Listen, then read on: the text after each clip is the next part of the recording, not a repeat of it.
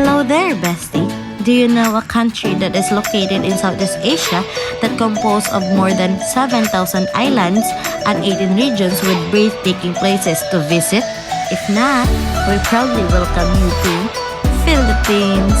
Our motherland is internationally known to be one of the most beautiful wonders in the world, for we have a lot of places that can be called paradise, and some of them are White Beach in Boracay, Chocolate Hills in Bohol, Puerto Princesa Underground River in Palawan, Cloud9 in Siargao, Cebu Beaches and Diving Spots, Banawi Rice Terraces in Ifugao, Rizal Park in Manila, Kayangan Lake in Coron, Palawan, Kawasan Falls in Cebu, Taal Volcano and Lake in Taytay and Batangas. And we do not only get to be known by our places but also with our food. Adobo, sinigang, sisig, kare-kare, lechon, and of course, our desserts that we learn from our ninonos aka ancestors are as sweet as the smiles of the Filipinos. Halo-halo, leche flan, obe halaya, mais con hielo, maja blanca, which brings our family and all Filipinos closer whatever events there might be. Our country, the Philippines, has a very unique culture due to the influence of colonization and the surrounding countries. That is why our traditions and history from certain aspects are kinds of diverse, just like in beauty pageants. In the world of major and emerging international pageants today, we cannot deny the fact that the Philippines is known to be one of the pageant powerhouse. Beauty pageants are part of the culture of the Filipinos. A beauty pageant is not only for entertainment but also for the purpose of empowering others. The most popular beauty pageants in the Philippines is Miss Universe Philippines, Miss World Philippines, Binibining Pilipinas, and Miss Earth Philippines.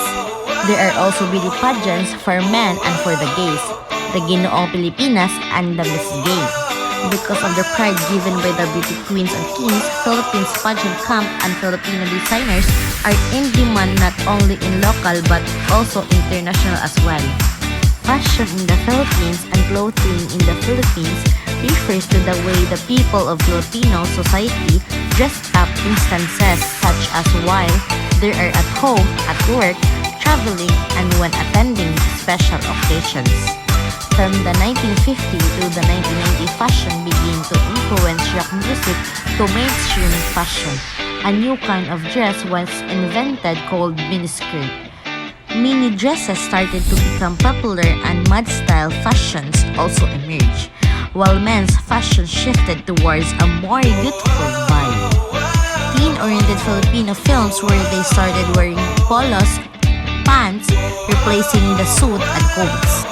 From 2000 to 2019, fashion was considered a mashup of different styles.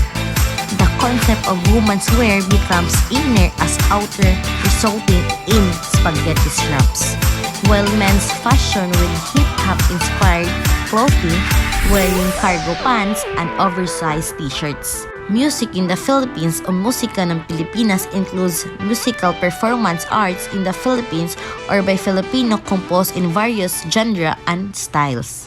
Rondalia music has its origin in the Iberian Rondalia tradition and it's used to accompany several Hispanic-influenced song forms and dances.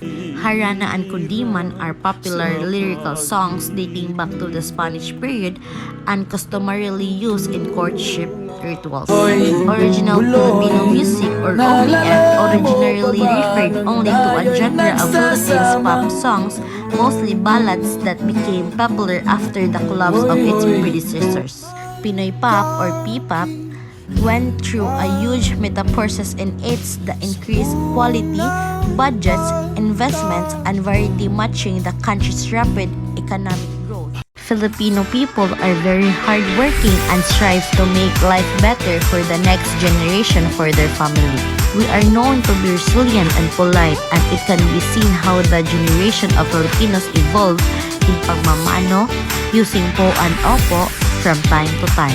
Given that we are colonized by different colonizers, our talents and way of portraying our skills is highly influenced by them. The Philippines has lots of pop culture icons, especially in music industry. The Philippines is famous when it comes to music because there are lots of great singers in this country, just like Lea Salonga provided the singing voices of two official Disney princesses, Jasmine in Aladdin and Mulan in Mulan. Regine Velasquez is the best-selling Filipino pop singer, recording artist, record producer, and accomplished actress. In her home country, she is known as Asia's songbird and the queen of pop, so she is the most famous singer in the Philippine pop culture. The Philippines has so much to offer: culture, nature, history, and the most important, its people. So what are you waiting for? Visit the Philippines now!